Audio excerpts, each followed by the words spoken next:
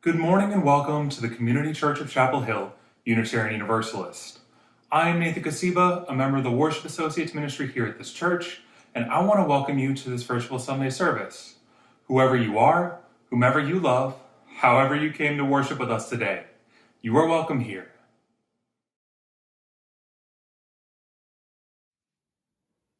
Good morning. I'm Rick Szymanski, and I'm here in support of the Interfaith Council for Social Services.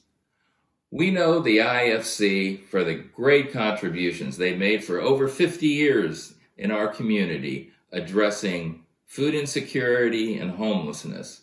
But what you might not know about is the important role that they play in confronting the causes of poverty.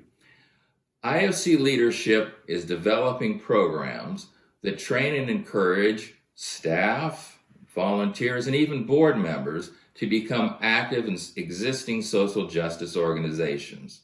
An example is the Carborough Affordable Housing Advisory Committee. Since no one is really probably closer to those who are suffering the effects of poverty than the IFC community, they are well equipped to amplify the voices of the marginalized. The IFC also works with their clients to explore ways in which they can advocate for themselves.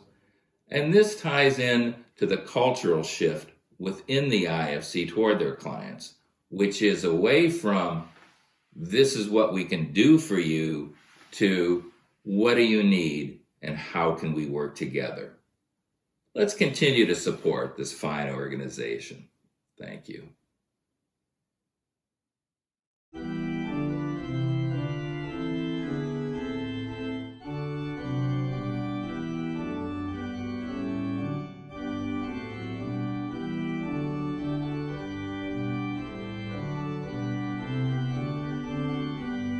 Light of ages and of nations, every race and every time, as we see thine inspirations, glimpses of the truth sublime, always spirits in rapt vision, past the heavenly veil within, always hearts bound in contrition, found salvation from their sin, reason's noble aspiration, truth in growing clearness saw, conscience spoke its condemnation, or proclaimed eternal law, while our inward revelations, dogma saints their prayers were, prophets to the guilty nations spoke an everlasting word. Lo, that word abides forever. Revelation is not sealed, as they ran to all endeavor.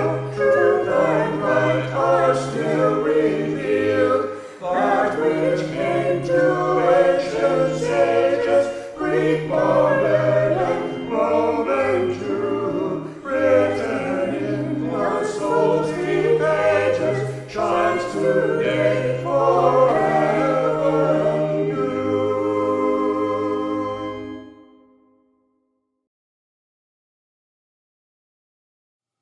When the seven principles are taught to our children, many churches teach them to the tune of doe, a deer, a female deer from the Rodgers and Hammerstein musical, The Sound of Music. 1, each person is important. 2, be kind in all you do. 3, we're free to learn together.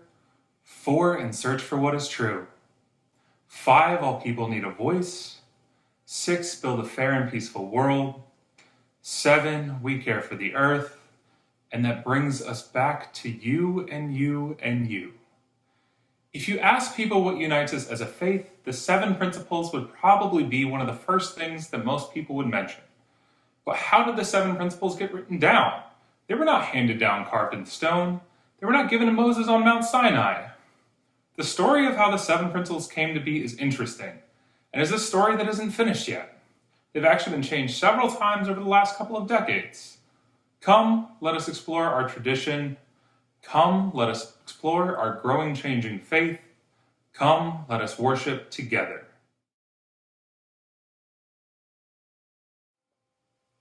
Our chalice lighting words are by Marta Valentine. We pause this morning from the chaos of the world to reclaim the beauty within these walls that carry us through our week. We lift this community onto our shoulders with pride and grace-filled expectations for our children and our children's children.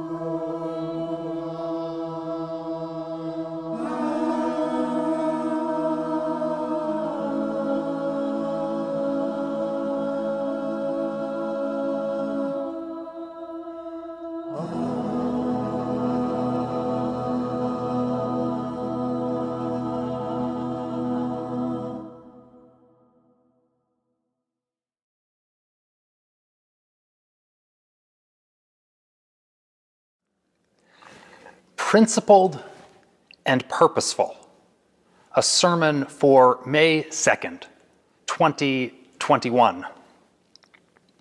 Before I jump into the sermon this morning, I want to talk a little bit about worship services that are coming up through the month of May and into June. Next Sunday, our own Sarah Gush is going to be preaching, and then the following Sunday, we will be presenting our spring choir service.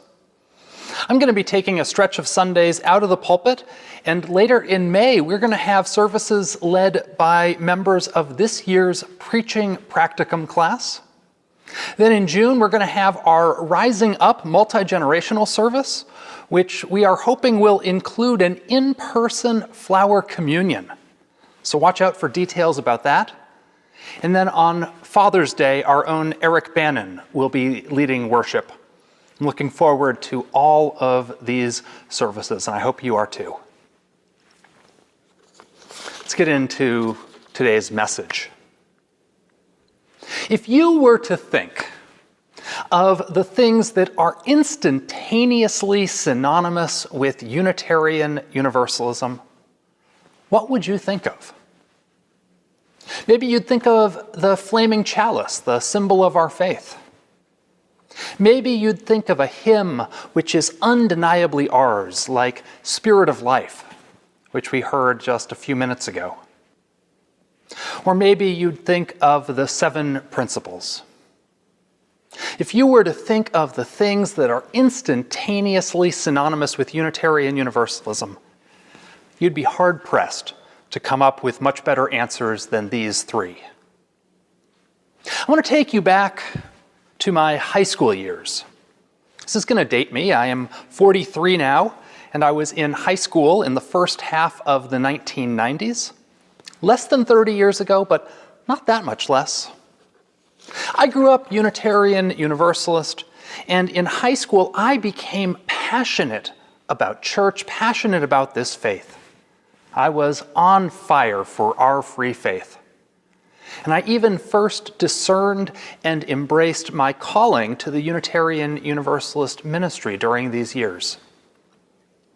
But I want to tell you about how those 3 things that are now so synonymous with Unitarian Universalism figured into, or to be more precise, didn't figure into, the church of my childhood. In the church of my Unitarian Universalist childhood, we didn't light the flaming chalice in worship. The flaming chalice was first adopted as a Unitarian symbol around 1940, but it wasn't incorporated into Unitarian Universalist worship services until the late 1970s and later. The practice began to spread slowly through UU churches in the 80s and 90s. And my home congregation didn't have a chalice in the sanctuary until after I had graduated high school in the late 1990s. So I grew up without the flaming chalice. Likewise, that hymn, Spirit of Life, which is now so synonymous with our faith, was not sung in my home congregation until I was a junior in high school. Spirit of Life, written by Carolyn McDade, was first published in the Gray Hymnal, Singing the Living Tradition. And this hymnal was published in the spring of 1993. And our church first sang it together in the fall of that year.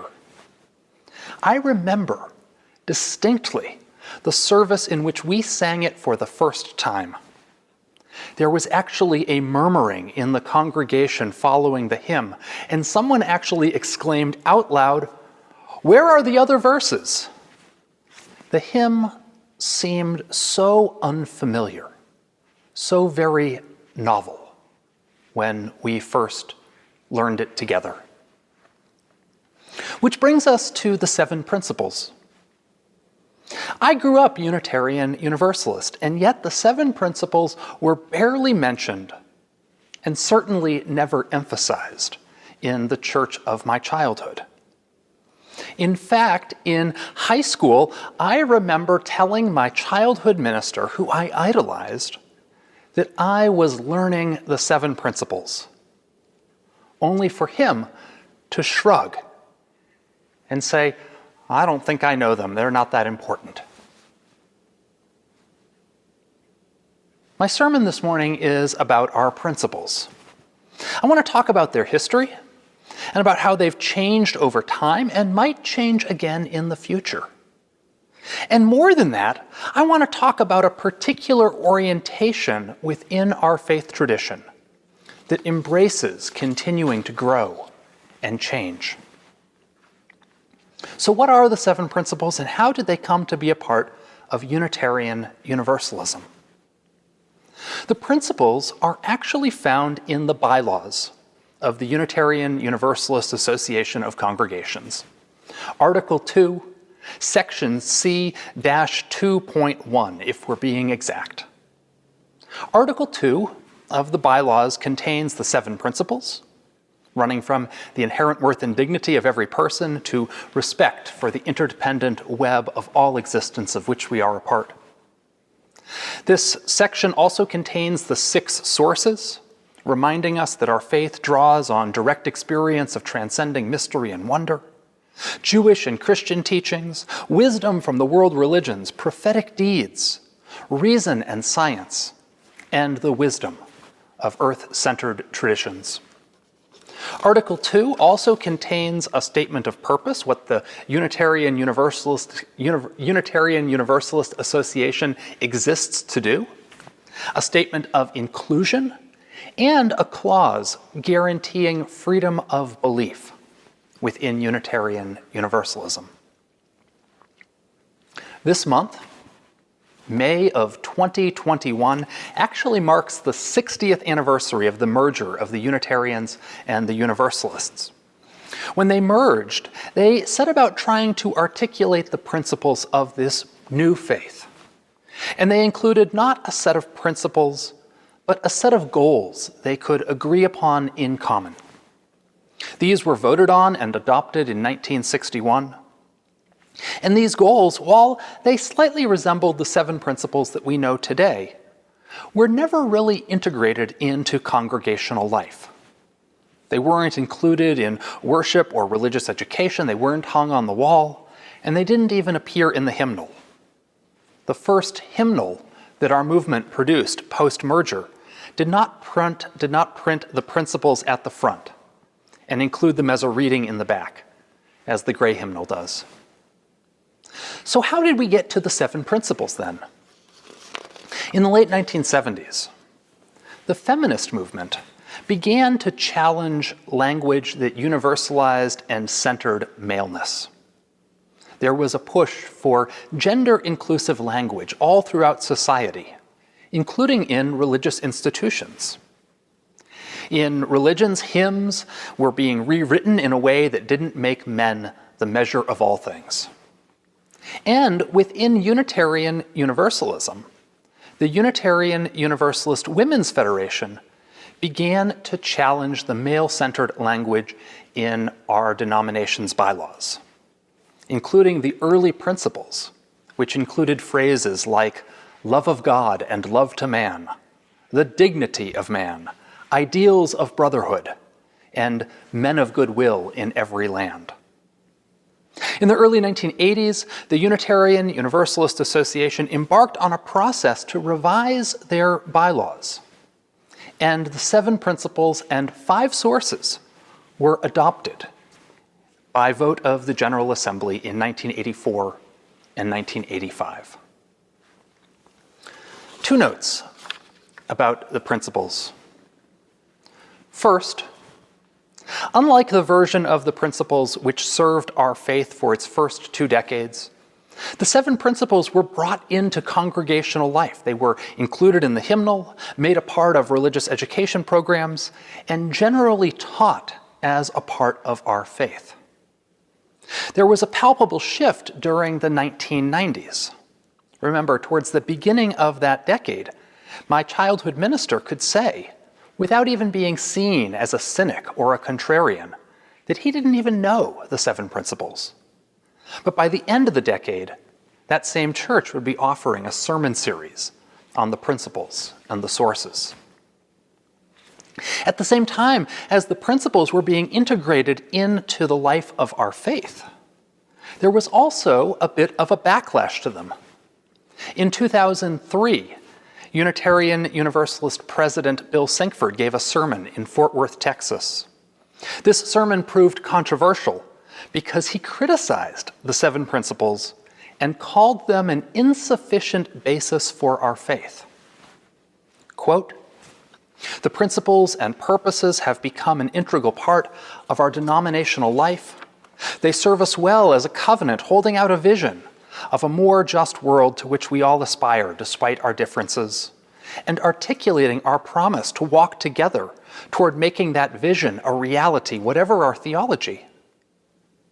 The principles frame a broad ethic, but not a theology. They contain no hint of the holy. They testify to no intimate acquaintance with the depths themselves." And so even at that point in our history, there was a little bit of ambivalence about the principles. I even know of one Unitarian Universalist minister who forbade the use of the 7 principles in his congregation and who mocked them from the pulpit. Of course, his congregation later held a congregational vote and fired him, so he may not be the best example to cite. So that's the first thing that I want to say about the 7 principles, is that their use has changed over time, and they've been generally integrated more and more into the life of our faith. But the second thing I want to say about the principles and purposes is that they are not written in stone. They are meant to change. They are meant to be adapted. They were changed in 1995 when a 6th source was added, so to include, quote, "spiritual teachings of earth-centered traditions which celebrate the sacred life, the sacred circle of life, and instruct us to live in harmony with the rhythms of nature." And the principles and purposes were changed again slightly in 2018, when changes to their wording were adopted to remove the gender binary from the sources. But more than that, it is assumed that the principles will be changed regularly, routinely, as just a part of the way we do things in our faith. There's actually a part of the Unitarian Universalist bylaws that require that we examine the principles every 15 years, asking how they might be revised to better serve our faith. They are meant to be living, changing, evolving, just as we are all, we'd like to hope, living, changing, evolving, learning, and growing. I'd like to share with you 2 things that are currently happening in our larger Unitarian Universalist movement related to the principles. The first thing that's happening is that there is currently a study commission in place examining the principles and purposes, and charged with recommending revisions. This commission is scheduled to report to the General Assembly in 2022, so just about a year and a month from now, with a vote taken to formalize changes to the principles and purposes in June 2023. I regard this with genuine interest, openness, and curiosity. The second thing that's happening is that there is currently a grassroots movement happening in Unitarian Universalist congregations across the country who are voting to adopt an eighth principle. The eighth principle has to do with a vision of a beloved multicultural community and working to dismantle racism and other oppressions in ourselves and in the wider world. Currently, I believe there are around 50 churches, give or take a few, that have already adopted the eighth principle, and dozens more that are in the process of doing so. I regard these efforts likewise with genuine interest, openness, curiosity, and support. I've been a minister for 18 years now. I've served congregations that have voted twice for building campaigns, have voted to become a welcoming congregation, that was my last church, and to become a sanctuary church, this congregation. I know by going through processes of congregational discernment that there is no good substitute. There is no substitute for good, open, honest, transparent process, for education, listening, feedback, discernment, and open exploration. Recently, one of our enthusiastic, visionary young leaders approached me about the eighth principle. It may have been long ago, but it wasn't that long ago that I was a passionate young person on fire for my faith, bringing newfangled innovations like the 7 principles and the flaming chalice to the attention of my own childhood minister.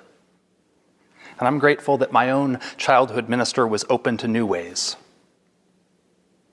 Here's one thing that I want to say about our faith, about the true spirit of our faith.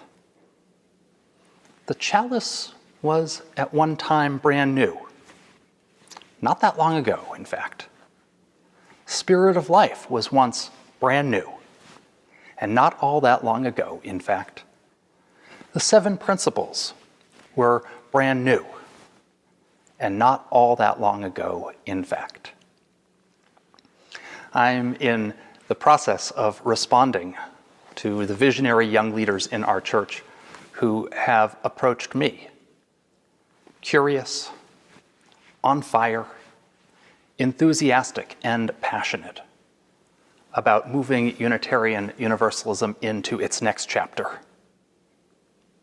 That's how it always is and always should be. The new and the novel becomes the beloved and the familiar, but we still make space for the new. That's a truth at the core of Unitarian Universalism. Think back to our opening hymn this morning. And don't let the radical words in that hymn be disguised by the old-fashioned Protestant tune. Listen to those words once more. Lo, that word abideth ever. Revelation is not sealed. Answering now to our endeavor, truth and right are still revealed. Or consider these words by Unitarian poet James Russell Lowell. New occasions teach new duties. Time makes ancient goods uncouth. They must upward still, and onward who would keep abreast of truth? Or listen closely to the words of the choir anthem this morning, coming right after this sermon. If you listen carefully, you will hear fundamental truths that were at one point new and novel and controversial. Or listen to the closing hymn, how life and love and truth still call us on, call us forward. New occasions teach new duties. Revelation is not sealed. Life calls us on. As we think about how our faith may grow into the future, may change into the future, let us remember this openness, which has always been a part of our free faith. So may it be. So may it ever be.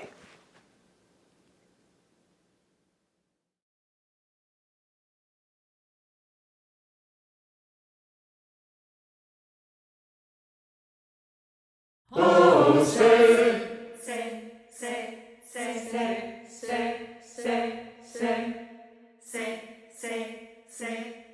can you see, can you see, can you see, can you see, say, can you see, can you see, can you see, can you see, can you see, can you see, can you see, by the dawn's early light, can you see, can you see, by the dawn's early light, love is love. Can you see, can you see, can you see,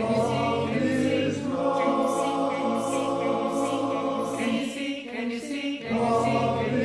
can you see, can you see, can you see, can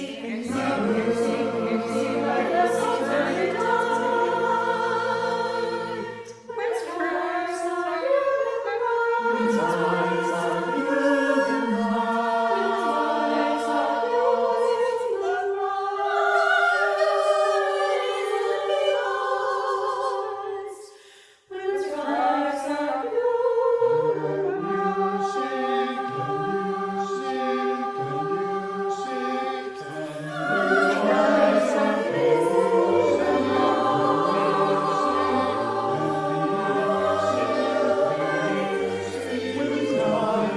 see,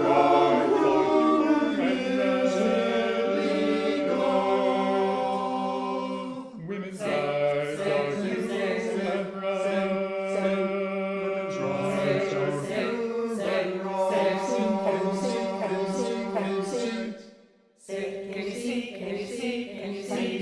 see, can you see, can you see, by the dawn's early light,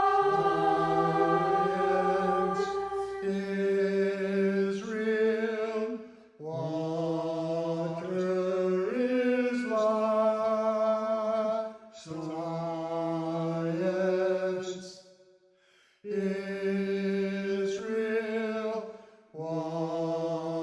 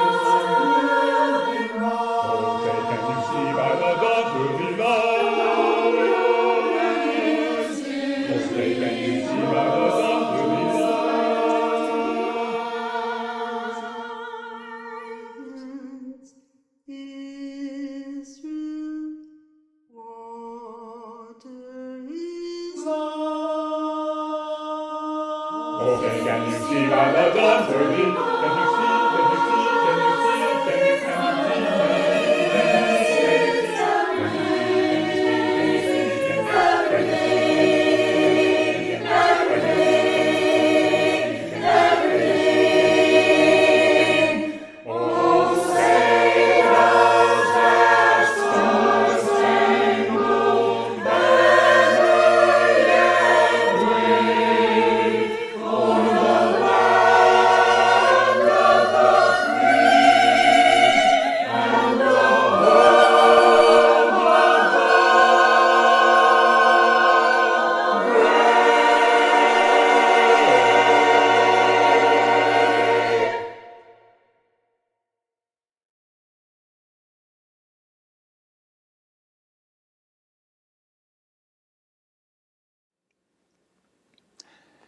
Each week, we hold a time in our service for the sharing of the joys and the sorrows that we bring with us into this community. This past week, a few members of our church reached out to me asking me to place stones for their joys and their sorrows. First stone that was asked to be placed this week was asked to be placed by Krista Westerfelt. Krista writes, "My friend Stephanie has been battling a resurgence of cancer, and unfortunately, the cancer has spread so rapidly and vigorously that they are giving her a few months at most to live. At this point, her friend is just trying to connect with family and find some moments of respite in the time she has left. Krista asks us to hold Stephanie's 2 daughters, Stephanie's friends and family in our thoughts and our prayers." Susan Spalt asked me to place a stone. She writes, "Alan and I would appreciate you dropping a stone for our dear friend Nancy. Nancy's adult grandson struggles with mental illness and his mental health has been deteriorating." Susan continues, "They are trying to get him a long-term placement. It is a very difficult situation." And Susan asks that we hold her friend Nancy and Nancy's family in our hearts.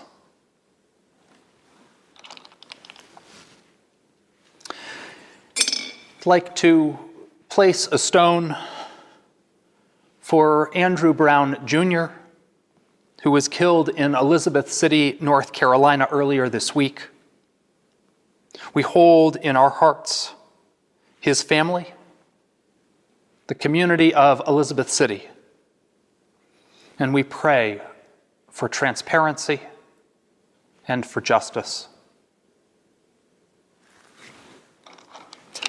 And finally, amidst all the joys and the sorrows of our own hearts, we place one final stone for all the joys and sorrows unspoken this morning.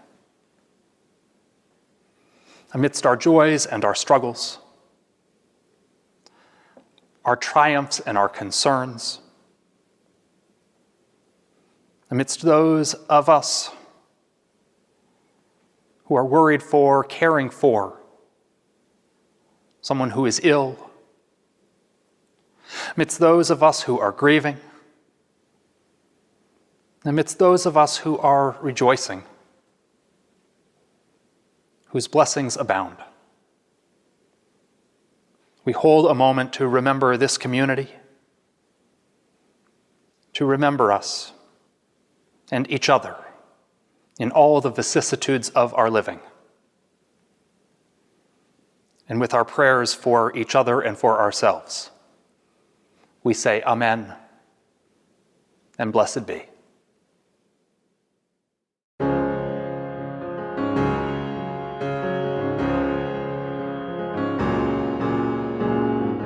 Here in reverence now we gather,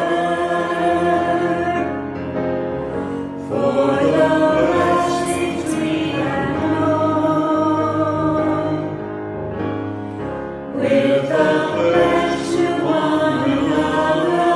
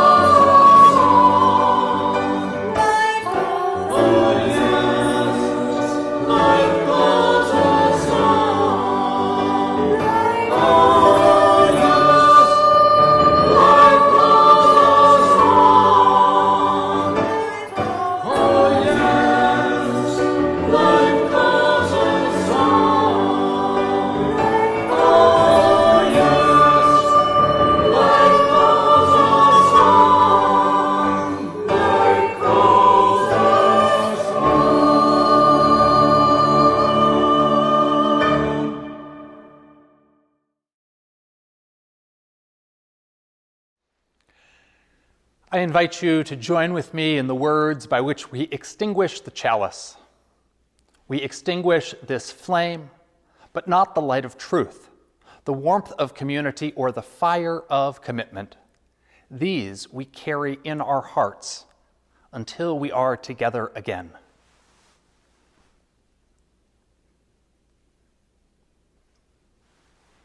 Now, won't you please join with me in singing Shalom.